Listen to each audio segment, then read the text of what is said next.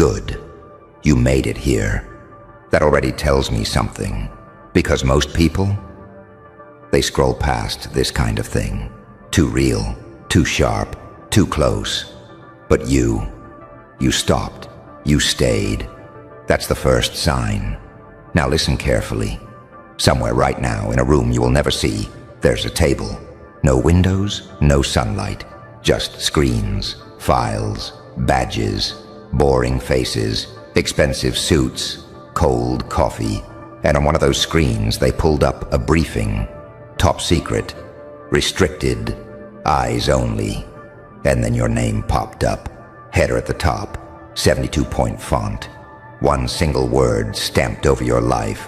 Rarity. You feel that? That little chill. That little why me? Good. Hold it.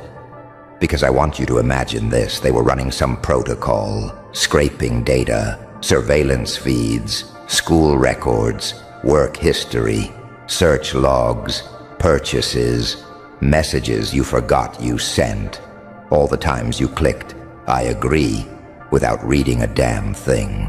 All of it. They weren't looking for you. They were looking for patterns. Predictable, boring, obedient.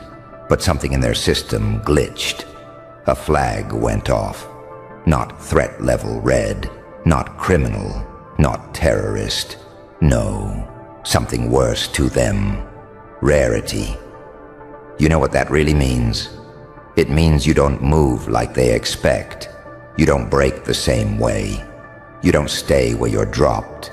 It means you are the kind of person they can't run on an old script. And that scares them, because systems hate what they can't predict. You felt this your whole life, haven't you? The weird distance, the way people tilt their heads when you talk about what you actually want. The way you've had to shrink your dreams just to keep the peace. The way you feel off in every room that demands you be normal. Everyone else seems to play along, smile, nod, get in line, don't ask questions, don't rock the boat, don't admit you're drowning. But you always had that itch, that this can't be all there is buzzing in your skull at 3 a.m. You tried ignoring it. You tried being reasonable. You tried doing exactly what they said. Go there, study this, work here, shut up, wait your turn. And still, it burned. You want to know why? Because you were never built for their template. Their blueprint never had room for you. You are off-menu, limited edition, misprinted, one-off. You're the line of code that makes the systems freeze. They sat in that room, scrolling through your life. Not the version you post, the real one. The nights you swore you'd start over tomorrow. The mornings you thought about just not getting up. Those jobs where you walked in already dead inside. Those friends that talked big and moved small. The dreams you never say out loud because people laugh when their own are already rotting. And the system said, this one doesn't compute. So what do they do with something that doesn't compute? They put it in a file. They give it a label. Rarity. Do you understand how insane that is? Billions of people. Endless data. Infinite noise. And your pattern stood out. Not because you're perfect. Not because you've made it. Not because you're some polished, smiling success story on a motivational poster. No. Because despite everything that tried to flatten you, you still keep glitching. You still keep coming back. You still keep wanting more. You still refuse to die in the same cage as everyone else. That is rare. Let's be brutally honest for a second. You're not here because life has been soft on you. You're not here because everything worked out. You're here because somewhere along the line, you realized, if I keep playing by their rules, I will disappear. And that thought scared you more than failure, more than embarrassment, more than starting from zero again and again and again. They call you a rarity because you're still dangerous in a world that keeps trying to sedate you. Dangerous how? Because you're one decision away from actually taking yourself seriously. One decision away from saying, screw it, I'm all in. One decision away from using every scar, every cringe memory, every backstab, every lonely night as fuel, instead of proof that you're broken. You're not broken, you're unfinished, and that terrifies them. Imagine the note under your name in that briefing. Subject, high variance behavior, does not follow standard life path protocols, resistant to passive influence, high potential for unpredictable impact. Do you see what that actually says? You're not easy to manipulate. You're not easy to distract. You're not easy to contain. You might not feel strong right now. You might feel like a mess. But even in that mess, you are still not fully theirs. They can track your clicks, but they can't control your courage. They can read your chats, but they can't rewrite your will. They can map your habits, but they can't kill your hunger. This is where it gets real. 'Cause being a rarity sounds cool, right? Feels edgy. But the truth is uglier. Rarity means isolation. Rarity means people not getting you. Rarity means you don't have a ready-made path. You have to carve one. Rarity means you will be misunderstood for a long time before you are respected. And here's the part that stings. Some of the people who don't understand you love you. They're not villains. They're scared. They're scared you'll fail. They're scared you'll change. They're scared you'll outgrow them. So they tell you to slow down. Be realistic. Don't risk it. Just be grateful. And every time you listen, every time you shrink to keep them comfortable, the system celebrates. Good. We're losing the signal. Rarity is stabilizing. But you feel it, don't you? That little death. Every time you dim yourself to fit a room, something in you goes dark. Not in the cool way. In the, I just betrayed myself way. Listen to me. You're on that header for a reason. You are rare because you are willing to feel this much, want this much, hurt this much, risk this much. Most people will do anything not to feel. Numb out, scroll, drink, fake smile, repeat. You've tasted what happens when you ignore your own soul. You know that pain. You know that hollow ache of living on autopilot. And somewhere in you, a voice whispered, never again. That's the voice they can't track. That's the part that doesn't show up in their surveillance. That's the thing they stamped as rarity without knowing what it really is. It's not a glitch. Yes, you're awakening. Now I'm going to tell you something you're not gonna like. The version of you that's addicted to hesitation. The version of you that keeps asking for permission. The version of you that rewrites the same to-do list for 3 years and never moves. That version has to die. Not literally, not your body, your identity, the weak protocol in your head, the one that says, wait until you feel ready, wait until everyone approves, wait until it's safe.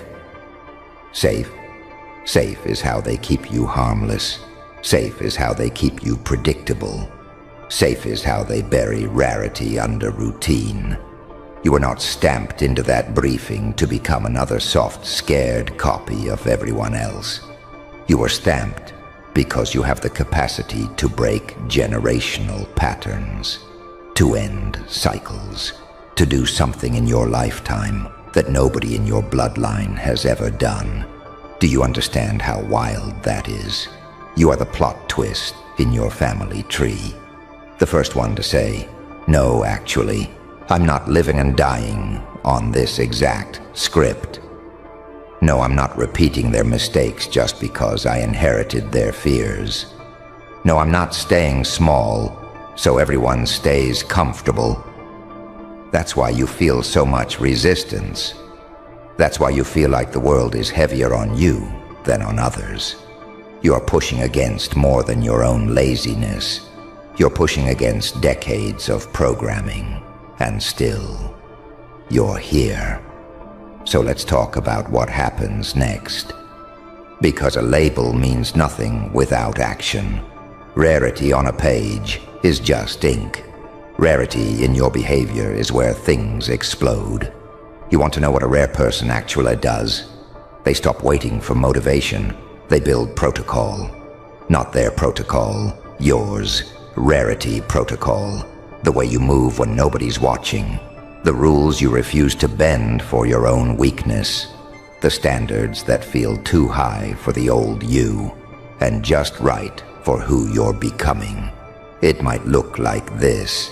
I don't argue with my excuses. I move through them.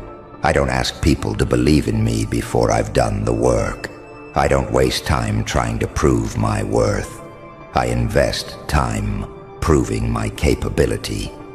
I don't let my feelings vote on my future. They can ride in the car, but they don't touch the wheel. You write rules like that. You live by them even when it hurts. Especially then, because here's the dirty little secret. You're going to suffer either way. You suffer from discipline, or you suffer from regret. You suffer from pushing yourself, or you suffer from watching your life rust on the shelf.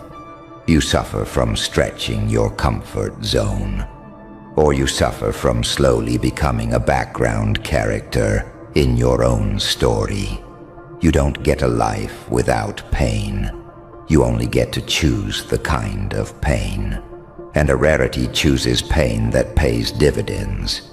You think the people in that briefing room don't know this.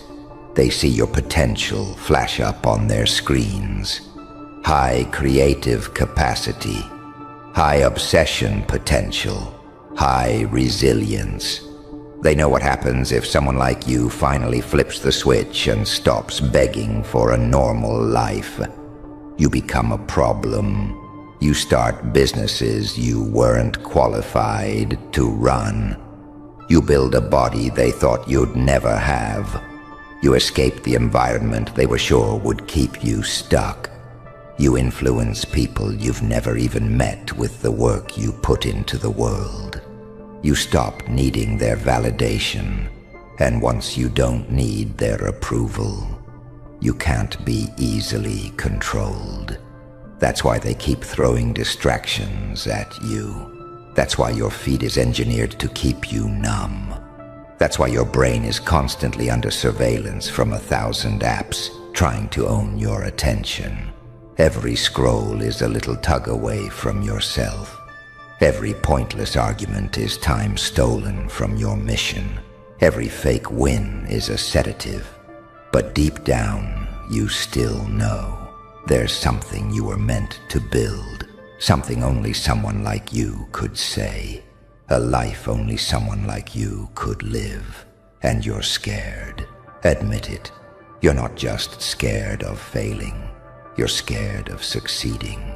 Because if you succeed, if you actually become the person you keep seeing in flashes, the one who doesn't back down, doesn't apologize for wanting more, doesn't flinch when things get intense, if you actually become that, you can't hide behind your old excuses anymore. You can't say, oh, that's just how I am. You can't say, I never got the chance.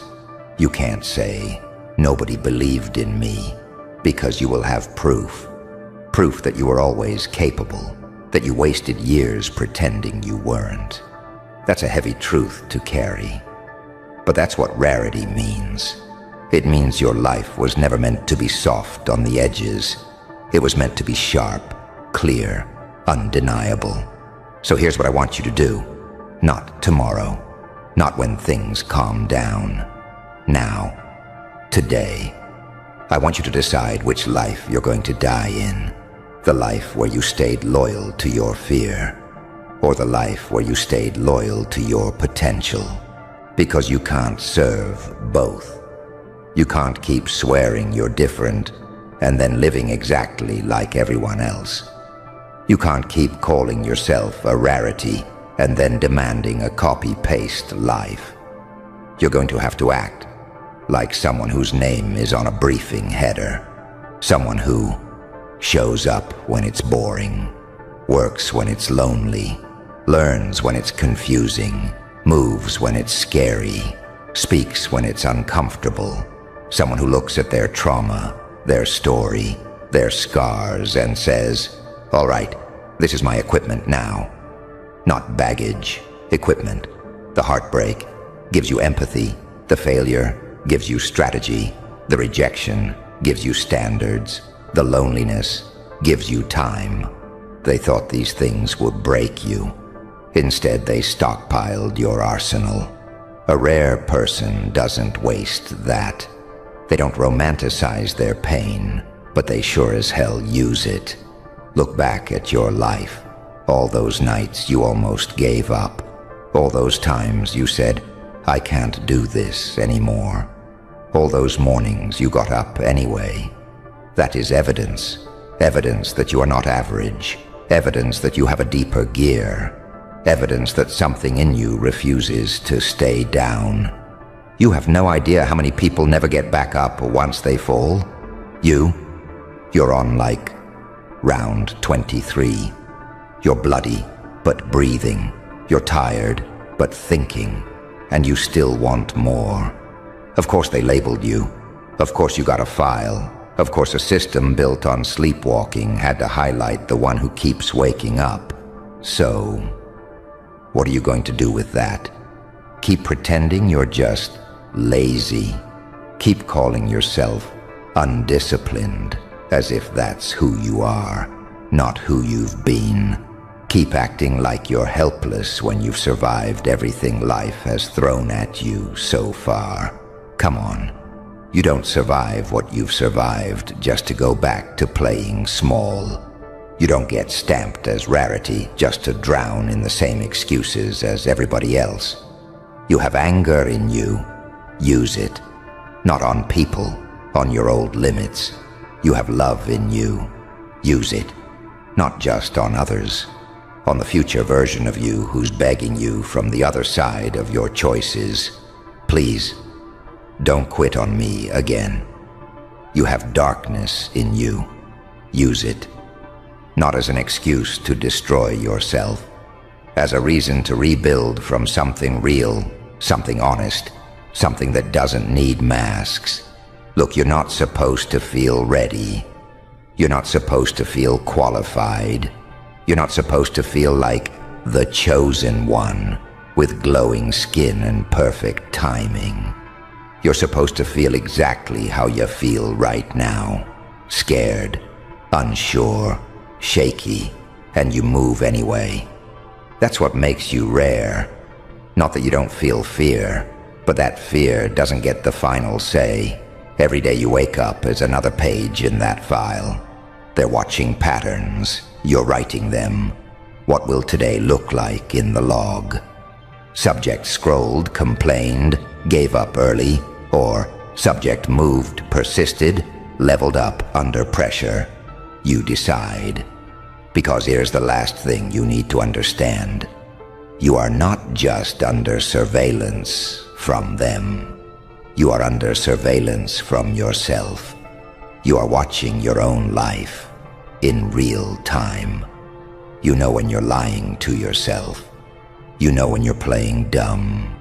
You know when you're avoiding the thing you said matters. And that is the only briefing that really counts. When it's all over, there won't be a room of suits deciding whether your life meant something. It will be you. Looking back, knowing exactly when you had the chance to go all in, knowing exactly when you chose comfort over calling, knowing exactly when you saw the word rarity over your life and shrugged. Don't shrug. Let it hit you. Let it hurt. Let it wake you up.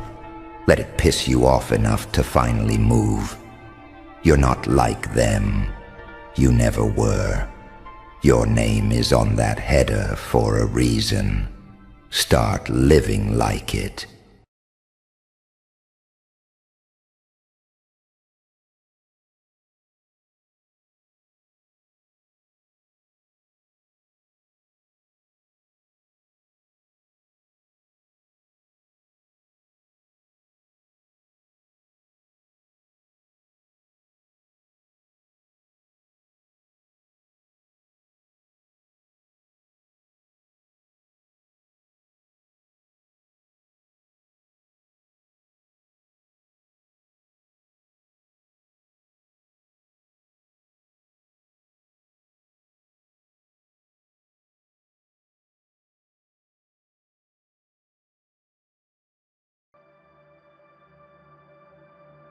Stop breathing for a second. Yeah, right there. Because whatever walked back out of that place is standing where a human shouldn't be anymore. They didn't just send you to hell, they assigned you to it. Signed the paperwork, watched the doors close, smiled like the story was over. In their minds, hell was a disposal unit, a place things go to disappear. A furnace where names evaporate, where hope gets sterilized, where identities melt down into silence. They thought hell would finish you because hell finishes most things. But hell doesn't finish what was built for it. You weren't tortured there by accident. You weren't isolated by coincidence. Every loss, every betrayal, every night where your thoughts turned feral and started eating each other alive. That wasn't punishment. That was pressure testing. Hell didn't break you. Hell stripped the weak paint off you. Hell peeled the skin back until only the core was left. And when the screaming stopped, something underneath was still breathing. That's the part they didn't calculate. They thought you'd come back quieter, smaller, grateful just to exist. They expected a survivor. What they got was a contamination, something that doesn't fit into their moral filing system anymore. Something that learned how pain thinks. Something that learned the math of chaos. You see, hell teaches you something heaven never could. Heaven teaches obedience. Hell teaches adaptation. Heaven rewards predictability. Hell punishes it. Down there, rules don't protect you. Instinct does. Down there, light doesn't save you. Timing does. Down there, being good gets you eaten. Being aware keeps you alive. And awareness changes everything. That's why you feel wrong to them now. Not evil, not broken, unplaceable. You walk into rooms and the air tightens. Conversations shift. People don't know why they're uncomfortable, only that something in their nervous system is whispering, this one has seen the bottom and didn't dissolve. You don't react like they expect anymore. You don't beg. You don't chase closure. You don't flinch where you're supposed to flinch. Because hell burned the fear of losing out of you. What do you threaten when you're not afraid to be abandoned? What do you manipulate when guilt no longer hooks? What do you control when someone already died once and kept walking? That's the paradox they're choking on. They tried to humble you with suffering and accidentally deprogrammed you. You learned how masks work because you wore one to survive. You learned how predators move because you slept among them.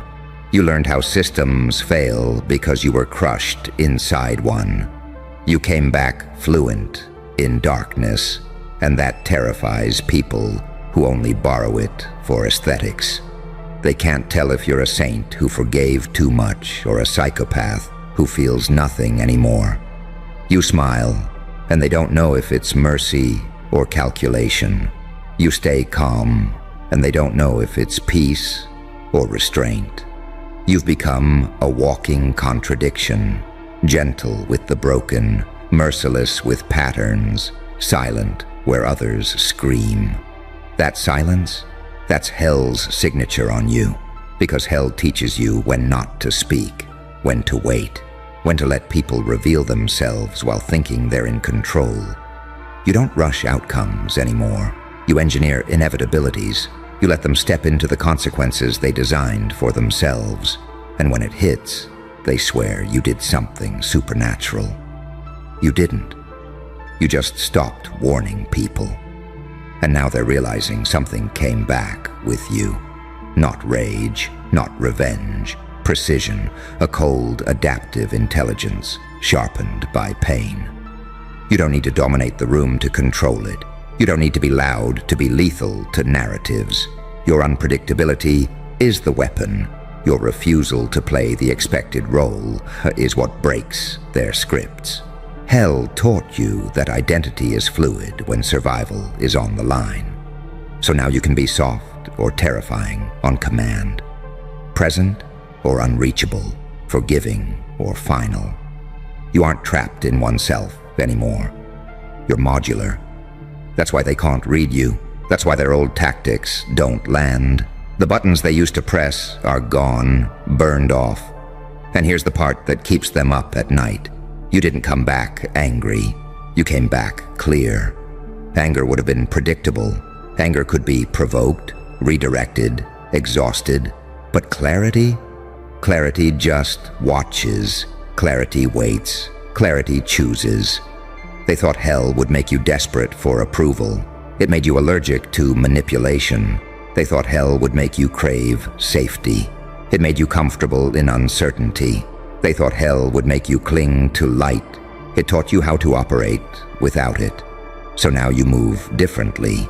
You listen more than you speak. You see patterns before they finish forming. You feel when a situation is rotten long before it collapses. And people sense that.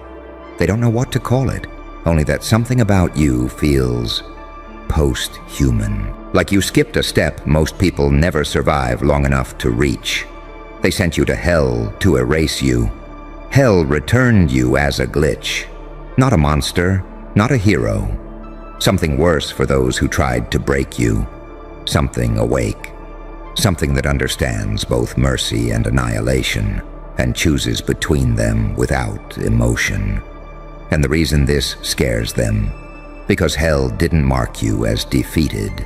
It marked you as eligible. They can feel it now. The delay between cause and effect bending around you. The way situations don't explode when they expect them to.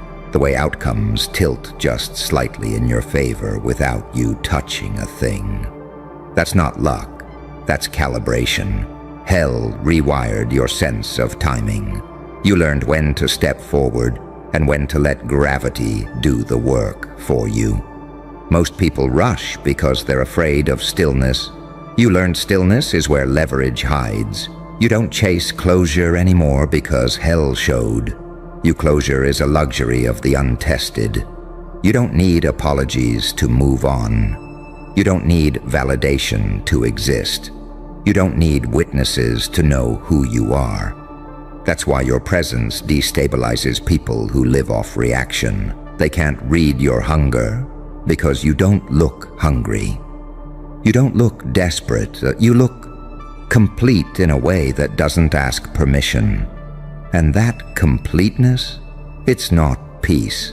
It's integration. You didn't kill the dark parts of you down there. You recruited them. You didn't amputate the rage. You disciplined it. You didn't erase the fear. You taught it where to sit. You didn't deny the cruelty you're capable of. You put it on a leash and made it wait for command. That's the difference between someone who survived hell and someone who graduated from it. They're still stuck in moral cartoons. Good people here, bad people there. Angels versus demons, clean versus corrupt. You don't see the world like that anymore. You see gradients. You see incentives. You see pressure points. You see how even the kindest faces fold when resources thin out. You see how monsters are often just cowards with permission. And you see how saints can do horrific things when convinced they're right. That's why you're dangerous now. Not because you want to hurt anyone, but because you can't be lied to the same way anymore. They try the old tricks: gaslighting, reframing, emotional theater. You watch it like a rehearsal you've already seen. You don't interrupt. You don't correct them. You let them keep talking until they indict themselves with their own rhythm. Hell taught you that people reveal the truth when they think they're winning. And when you finally move, it's quiet, surgical, no drama, no speech, just consequence. That's what makes them whisper about you when you're not in the room. That's why your name carries a weird weight now. Like a file no one wants to open, but everyone knows exists. You don't posture, you don't threaten, you don't announce revenge. You simply don't behave like someone who can be cornered, because you already lived in a corner where time stopped and pain echoed forever, and you didn't dissolve. You learned something down there most people never learn up here. Suffering doesn't automatically ennoble you. It reveals you. It strips away the stories you tell yourself until only behavior remains. Hell showed you exactly who you are when comfort is gone. And instead of collapsing, you adapted. Instead of begging, you observed. Instead of breaking, you evolved. So now when life throws chaos at you, your nervous system doesn't panic. It recognizes the terrain. You've been here before. Different costumes, same mechanics. Pressure, uncertainty, betrayal, silence. You don't need control anymore. You need alignment. And once you're aligned, things start falling into place like dominoes that have been waiting years for a breath. They mistake your restraint for weakness. They think because you're not loud, you're not capable. Because you're calm, you're harmless. Because you forgive selectively, you forgot what pain feels like. They have no idea forgiveness was a strategy you learned to conserve energy, not a moral obligation you owe anyone. You know exactly what you're capable of. That's why you don't need to prove it. Hell taught you the ultimate paradox. The more power you gain, the less you need to display it. The more dangerous you become, the quieter you move. The more unkillable you feel, the less you chase domination. You don't need to conquer the room when the room already orbits you. And here's the truth they don't want to say out loud. They didn't send you to hell to make you stronger. They sent you there because they were afraid of what you might become if left uninterrupted. They tried to erase a variable they couldn't predict. What they didn't realize is that hell doesn't erase variables. It mutates them.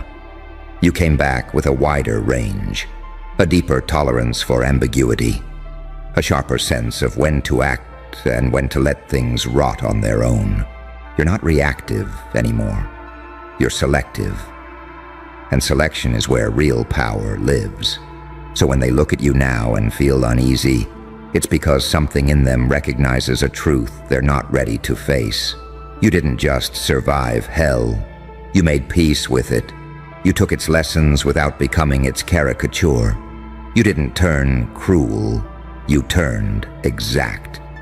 They can't decide if you're a warning or an omen, if you're the proof that suffering can alchemize into something refined, or the reminder that not everyone comes back smaller.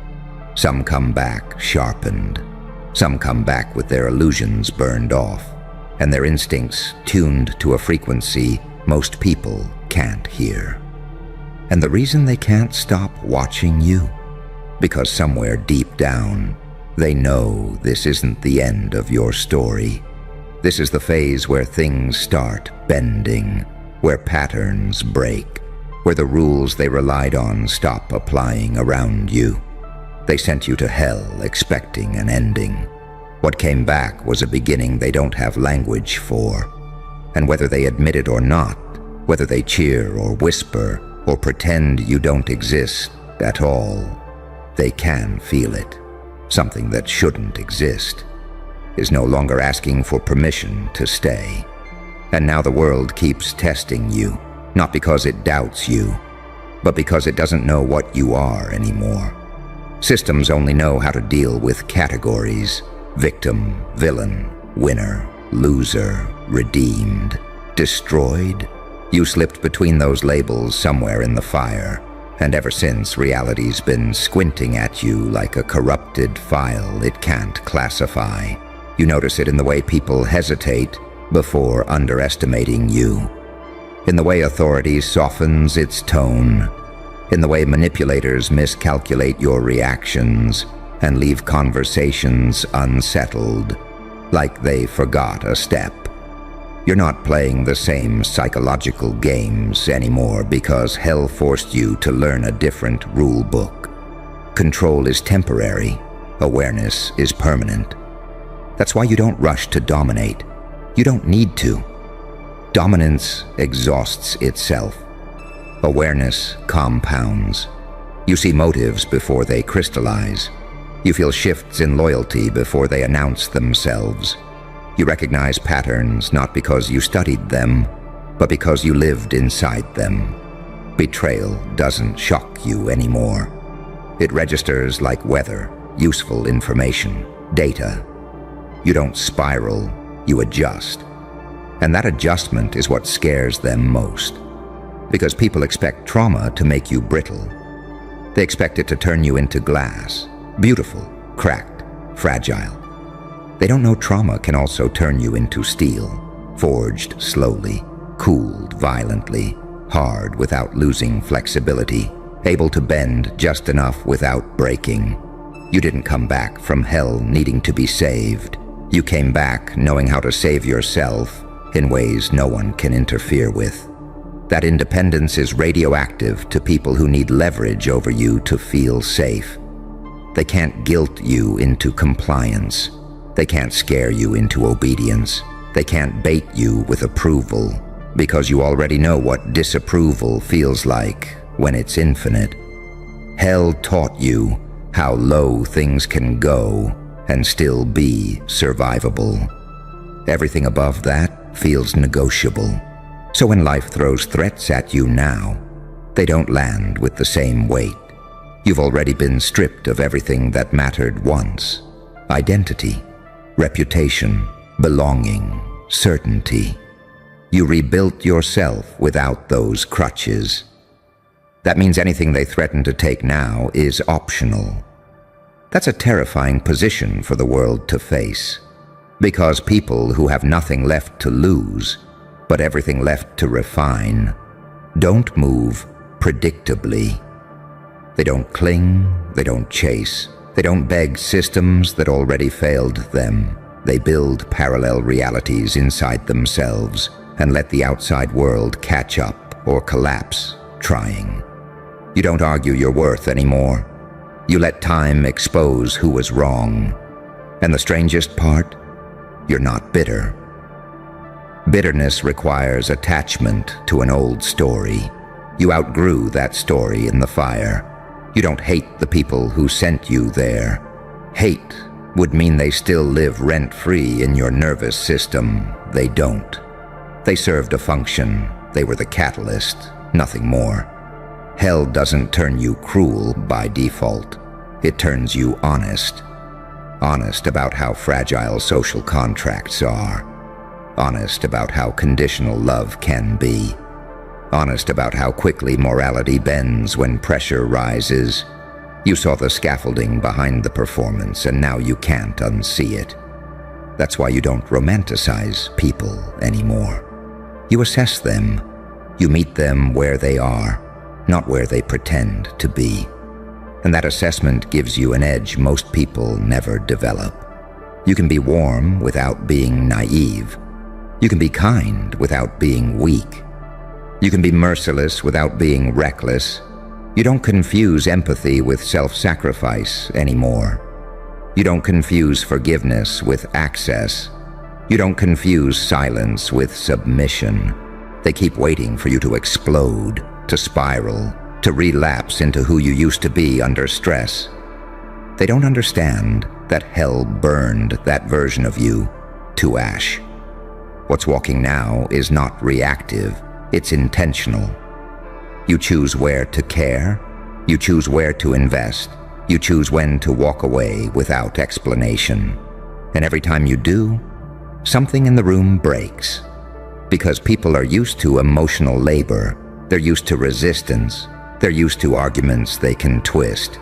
They're not used to someone who simply withdraws consent from the game. That's when they start telling stories about you. Cold, changed, distant, dangerous. Let them. Labels are how powerless people process what they can't control. You don't correct the narrative anymore because you learned in hell that silence unsettles liars far more than confrontation ever could.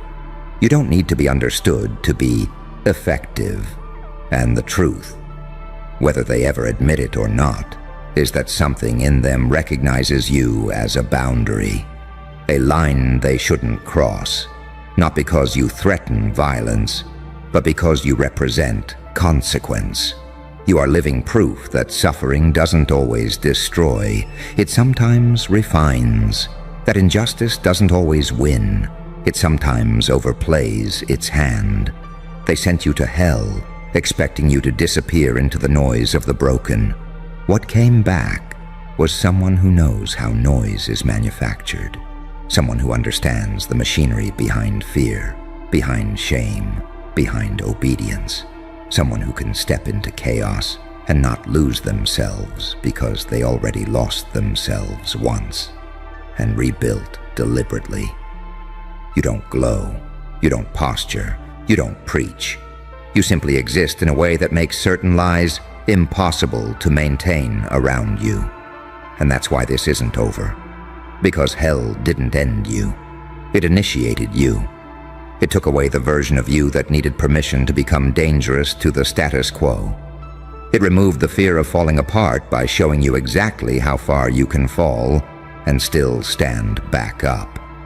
Now you walk with something most people never earn: certainty without arrogance, power without hunger, darkness without corruption. They can feel it. They always will.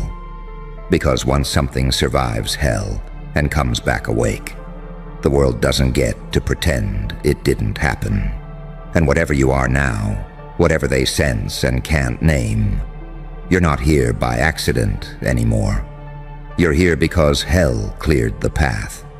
And here's the quiet truth you don't say out loud, but you live every day.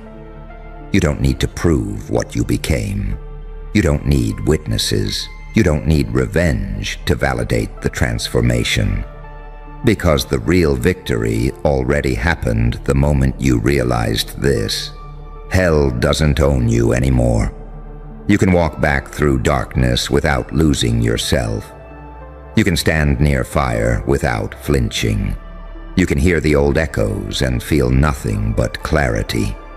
The place that was supposed to erase you no longer has jurisdiction over your nervous system, your choices, or your future. They sent you there thinking it was an ending. It was a filter. Everything fragile burned away. Everything false collapsed. Everything real stayed. So if they sense something wrong when you enter the room, good. If they feel watched by consequences they can't name, let them. If they whisper that you changed, tell them nothing. You didn't come back to haunt them. You came back unowned. And that thing they say shouldn't exist. It's not here to destroy the world. It's here to move through it untouched. And that scares them more than hell ever could.